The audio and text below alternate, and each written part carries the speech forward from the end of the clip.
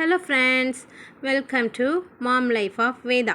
இன்றைக்கு சப்பாத்திக்கு ஒரு சூப்பரான உருளைக்கிழங்கு தயிர் கறி எப்படி செய்யுதுன்னு பார்க்கலாமா? அதுக்கு ஃபஸ்ட்டு ஒரு தயிர் மசாலா ஒன்று ரெடி பண்ணிக்கணும். 3 ஸ்பூன் தயிர், 1/2 ஸ்பூன் மஞ்சத்தூள், 1 ஸ்பூன் ஜீரகத்தூள், 1 ஸ்பூன் மிளகுத்தூள், 1 ஸ்பூன் மல்லித்தூள், 1 ஸ்பூன் தனி மிளகாய்த்தூள், கொஞ்சம் போல் உப்பு.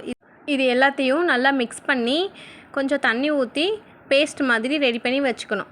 அப்புறம் ஒரு கடாயில் கொஞ்சம் எண்ணெய் ஊற்றிட்டு 1/2 டீஸ்பூன் ஜீரகம் நல்லா பொரிஞ்சதும் நீல வாக்கில் கட் பண்ணி வச்சுருக்க வெங்காயம் போட்டு லைட்டாக வதக்கிக்கணும். நெக்ஸ்ட்டு நம்ம உருளைக்கிழங்கு வேக வச்சு தோல் உரித்து கட் பண்ணி வச்சுருக்கேன். ப்ளஸ் அதோட வேர்க்கடலையும் வேக வச்சு வச்சுருக்கேன். அதையும் அந்த வெங்காயத்தோட போட்டு நல்லா மிக்ஸ் பண்ணிடணும். அதுக்கு தேவையான அளவுக்கு கொஞ்சம் உப்பு போட்டு நல்லா மிக்ஸ் பண்ணி மூடி போட்டு ஒரு 10 மினிட்ஸ் அப்படியே விட்டுருங்க. நெக்ஸ்ட்டு அதை வேறு ஒரு பாத்திரத்துக்கு மாற்றிட்டு அதே கடாயில் திரும்பி கொஞ்சம் எண்ணெய் ஊற்றிட்டு அதோட 2 ஸ்பூன் இஞ்சி பூண்டு பேஸ்ட் போட்டு நல்லா மிக்ஸ் பண்ணிக்கோங்க. அது பச்சை ஸ்மெல் போகிற வரைக்கும் நல்லா வதக்கிட்டு அதுக்கப்புறம் ரொம்ப பொடியாக கட் பண்ணி வச்சுருக்க வெங்காயத்தையும் அதில் ஆட் பண்ணிவிட்டு நல்லா மிக்ஸ் பண்ணி கலந்து விட்டுருங்க.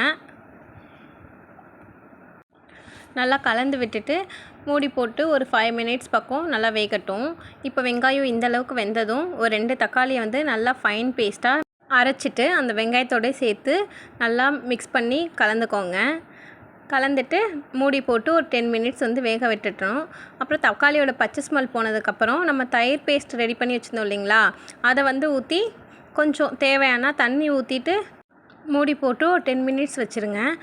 நெக்ஸ்ட்டு இந்த மாதிரி எண்ணெய் பிரிஞ்சு வந்ததும் நம்ம அந்த உருளைக்கிழங்கு வெங்காயம் போட்டு வதக்கி வச்சுருந்தோம் இல்லைங்களா, அதையும் இதுக்குள்ளே போட்டு ஒரு 5 மினிட்ஸ் அப்படியே மூடி போட்டு வேக வச்சுருங்க.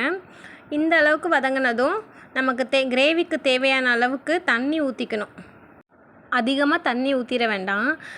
உருளைக்கிழங்கு தயிர் கிரேவி செமி கிரேவி மாதிரி இருந்தால் தான் சப்பாத்திக்கு சூப்பராக இருக்கும். அப்புறம் கடைசியாக கொத்தமல்லி தழை தூவி விட்டுட்டு வாசனைக்கு கொஞ்சம் கசூரி மெத்தி தூவி மூடி போட்டு ஒரு 5 மினிட்ஸ் அப்படியே வச்சுருந்து ஓப்பன் பண்ணி பார்த்தா உருளைக்கிழங்கு தயிர் கிரேவி ரெடி. நெக்ஸ்ட்டு சப்பாத்திக்கு 1 கப் மாவு எடுத்திருக்கேன். அதுக்கு தேவையான அளவு உப்பு போட்டுட்டு நல்லா மிக்ஸ் பண்ணிக்கணும். நெக்ஸ்ட்டு வெதுவெதுப்பான தண்ணி ஊற்றி நல்லா பிசைஞ்சு மேலே ஆயில் அப்ளை பண்ணி மூடி போட்டு ஊற விட்டுடுங்க. ஊறினதுக்கப்புறம் கொஞ்சம் மாவு எடுத்து ரவுண்ட் ஷேப்பில் உருட்டி சப்பாத்தி எப்போதும் போல் சப்பாத்தி திரட்டி எடுத்துக்கோங்க. அப்பப்போ லைட்டாக கோதுமை மாவு டஸ்ட் பண்ணி சப்பாத்தி தேய்ச்சிக்கோங்க. அப்போ தான் அந்த கல்லில் ஒட்டாமல் வரும்.